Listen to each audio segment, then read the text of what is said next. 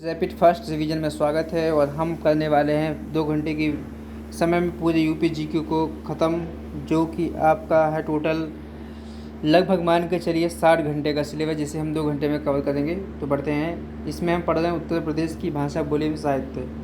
तो देखो, उत्तर प्रदेश में देवनागरी लिपि में लिखित हिंदी को 1949 में राजभाषा के रूप में अपनाया गया। राजभाषा लिपि का प्रयोग प्रदेश के सभी कार्यालयों में 26 जनवरी 1968 में लागू हुआ। ये इम्पोर्टेंट है, 1968 में लागू किया गया। उत्तर प्रदेश राजभाषा संशोधन अधिनियम 1989 के तहत उर्दू को प्रदेश की द्वितीय राजभाषा घोषित किया गया। कब? 1989।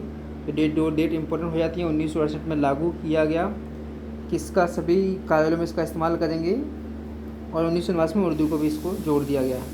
हिंदी क्षेत्र की समस्त बोलियों को 5 वर्गों में विभाजित किया गया है, जिन्हें उपभाषा कहते हैं, और उपभाषाओं की 18 बोलियाँ हैं। ठीक है भैया।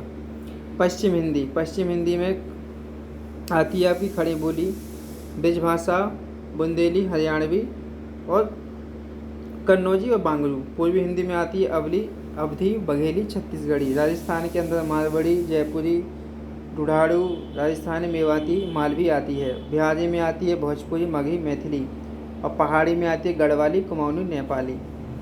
तो कुछ भाषाएं समूह हैं। उत्तर प्रदेश की बात करते हैं तो उत्तर प्रदेश में खड़ी बोली बोली जाती है। इसका उपनाम होता है कौलवी नाम राहुल साकत्यान ने दिया, और ये लगभग 1801 में। देखिए, डेट इंपॉर्टेंट बिल्कुल नहीं है। खड़ी बोली का सर्वप्रथम प्रयोग लल्लू लाल ने किया था, वह सदल मिश्र ने किया था। ये इम्पोर्टेंट है। और इसका जो वास्तविक उपयोग किया वो किया अमीर खुसरो ने। खड़ी बोली का जो प्रथम काव्य है वो प्रिय प्रवास है, और इसके रचनाकार है अयोध्या सिंह उपाध्याय।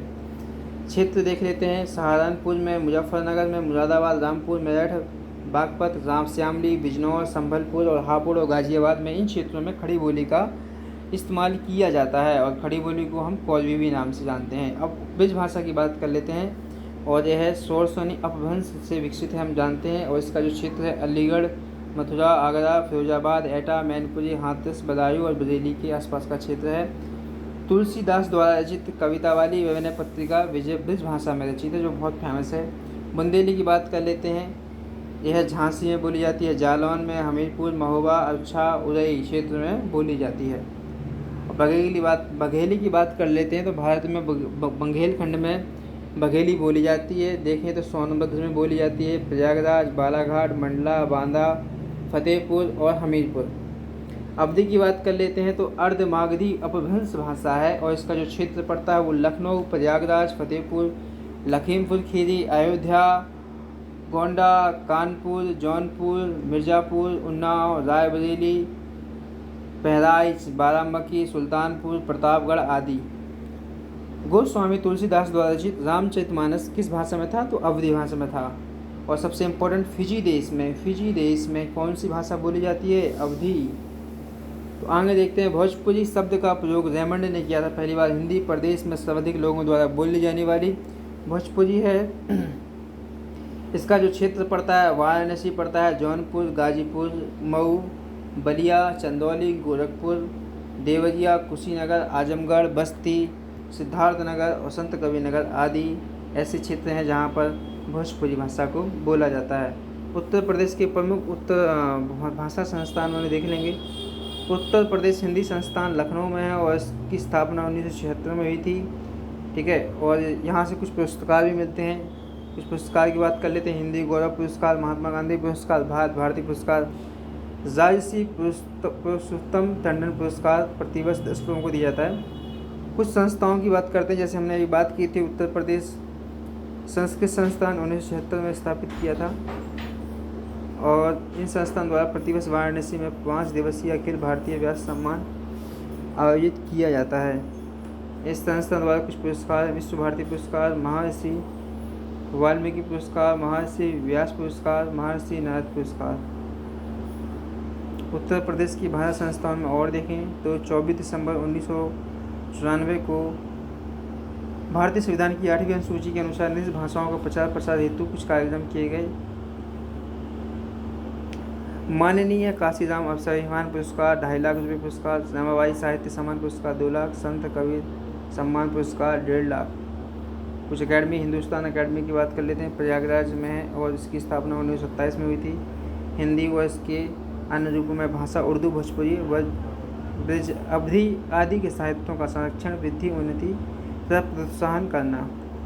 गुरु गोरखनाथ शिखर सम्मान 5 लाख रुपये मिलते हैं। गोस्वामी तुलसीदास सम्मान में 2.5 लाख रुपये मिलते हैं। महावीर प्रसाद द्विवेदी सम्मान में 2 लाख रुपये मिलते हैं और महादेवी सम्मान में 1 लाख रुपये मिलते हैं। अब कुछ साहित्यकार, उनका जीवन काल उनका देखते हो कहाँ के रहने वाले थे। रामचंद्र शुक्ल ये बस्ती के रहने वाले थे। महादेवी वर्मा फर्रुखाबाद की रहने वाली थी और राहुल साकत्यान आजमगढ़ की रहने वाली थी।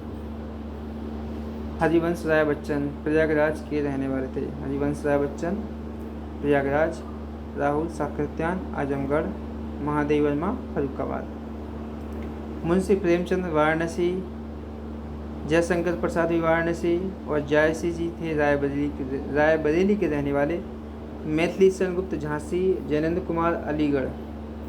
भारतेंदु हरिश्चंद्र का जन्म वाराणसी में हुआ। तुलसीदास कासगंज के थे। अग्रय कुशीनगर, अमृतलाल नागर आगरा, यशपाल फिरोजपुर।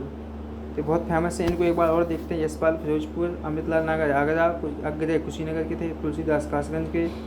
भारतेंदु हरिश्चंद्र वाराणसी के थे। जैनेन्द्र कुमार अलीगढ़ के। मैथिली शरण गुप्त झांसी के। जायसी जी रायबरेली के।